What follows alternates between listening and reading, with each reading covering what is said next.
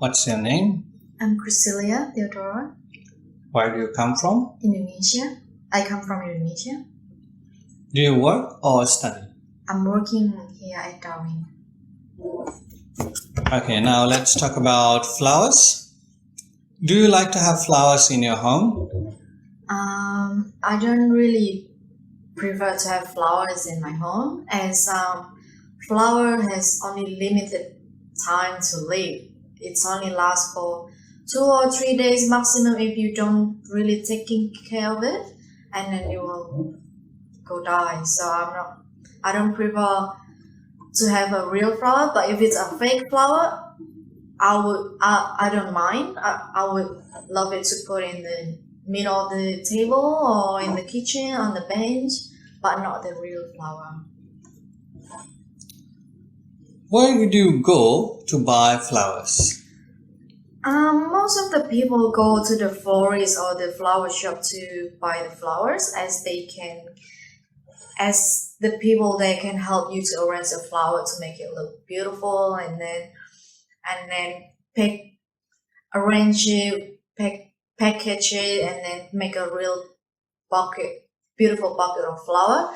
But if you sort of like have creativity, you can go to the nursery by yourself, pick up the flower by yourself, all the other flowers, join it together, make it beautiful. If you have some sort of creativity, you can do that at the nursery as well, which might cost less money than to go to the florist.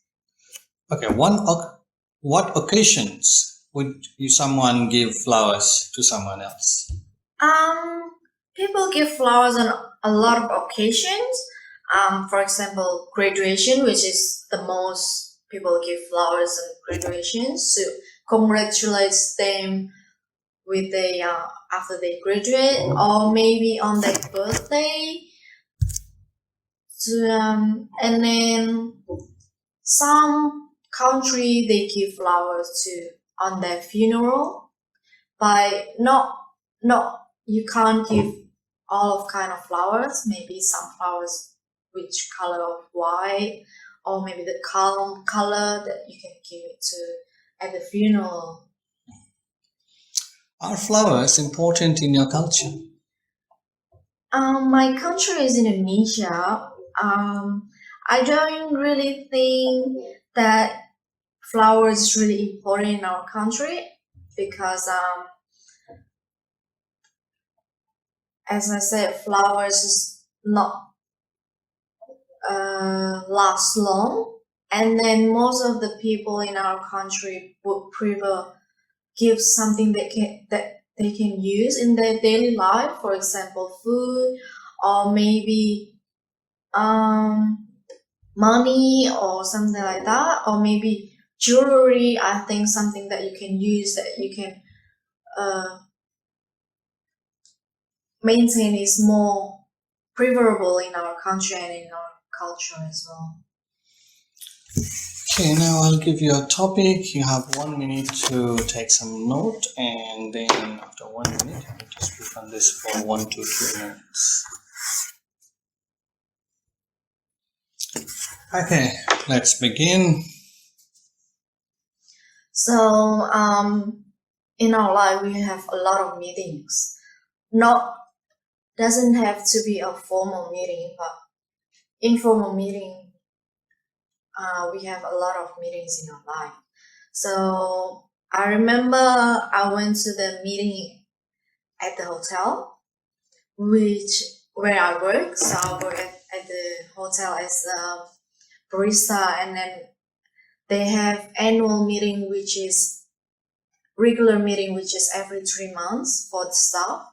So, and that meeting normally being held at our function room, our function room, and everyone will gather from every level. So, for example, the GM, the general manager will be there, the operational will be there, and then even all the casuals will be there.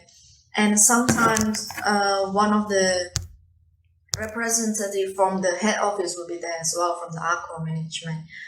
And normally what they talk is about there's some changing of the regulation at the hotel. Maybe they have the new stuff which they want to introduce for us. And then at the end of the meetings, they normally give award to the best staff during that period of 3 months quarterly. So which staff that makes more benefit to the company, like who was worked the hardest in the company, and then they will give a reward for them, like a certificate, something like that. And then at the end of the meeting, they will give us some nibbles and drinks, and then we can enjoy together and then having conversation and engage with other people.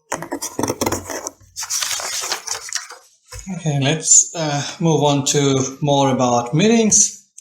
What are the different types of meeting that people often go to? So, like I said before, there are informal and formal meetings in our lives. So, formal meetings may be related to our professionality, like jobs or maybe work. If we study, we have meeting at school, at the uni, to talk about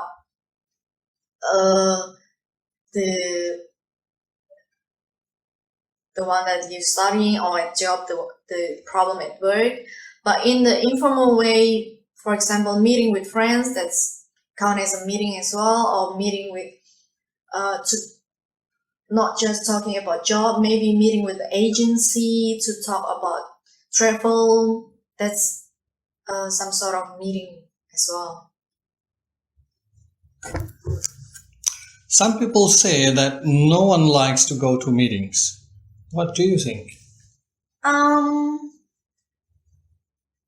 For me, meeting is fine. I like to go for a meeting. Maybe some people say don't like to go to meeting because that might be a formal meeting, and then that include a lot of people in there, and then maybe the topic that they talk is not in their interest, and then they can't engage with other people there. That's why they feel like that's a boring meeting, and then they don't really like going to the meeting. But for myself, all the meetings that I went to, they sort of like good meetings, so I can engage with some people. I can get the information that I want to get in that meeting, and then maybe meeting with friends, I can have fun and enjoy life with them. Even if I'm meeting with the travel agency, I feel excited to go to arrange my travel somewhere. So for my opinion, meeting is fun.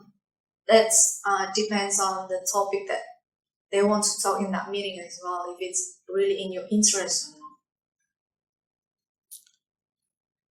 Why can it be sometimes very important to go to meetings? Sorry, can you repeat? Why can it sometimes be important to go to meetings?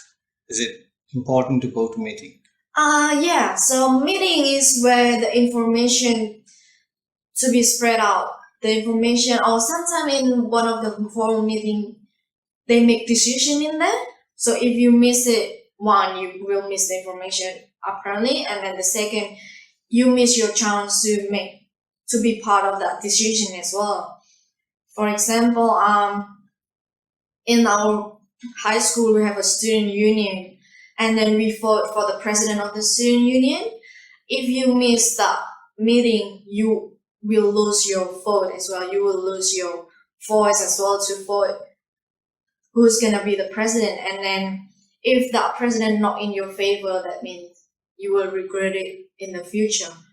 And then some of the meeting, for example, in the high school student union, the president, the one that gonna be president, they will talk about their vision and their mission, and then you will lose that information as well. So you will lose a lot of things if you miss meetings.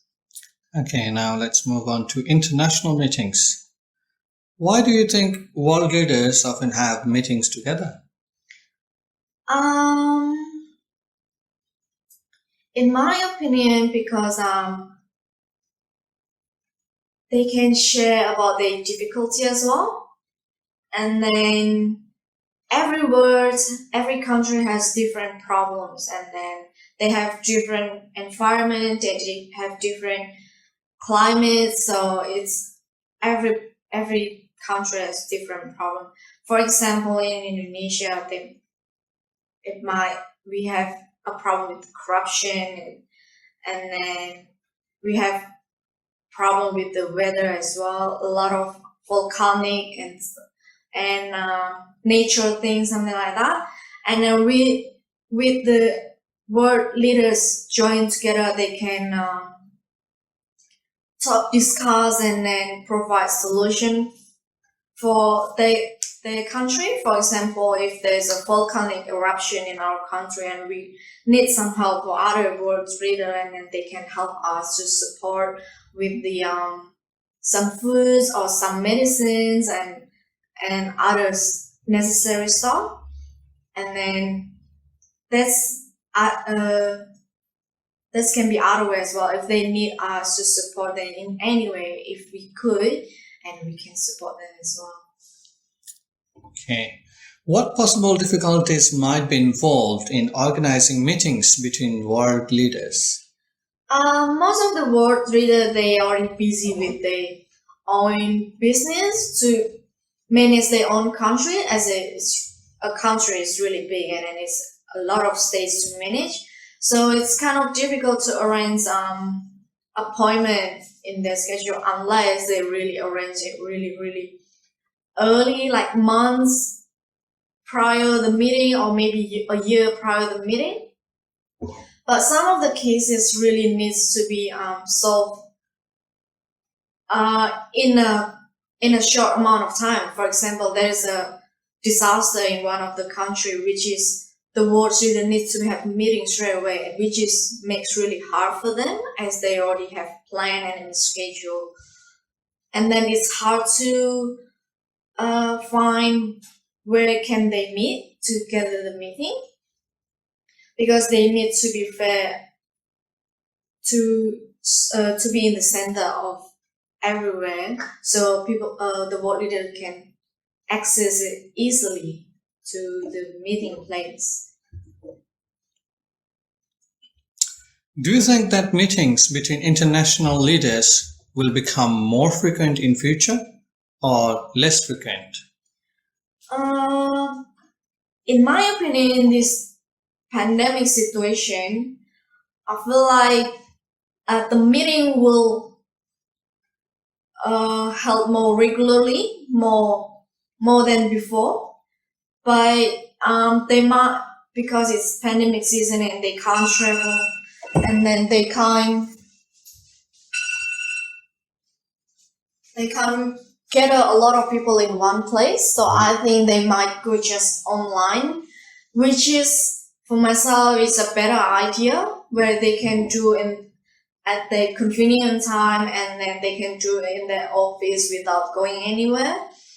And then because this pandemic season, they need to support each other with as they might, because this is the world's wide problem. It's not just one country problem, so they can share their difficulties, they can share their solutions in an efficient and an effective way.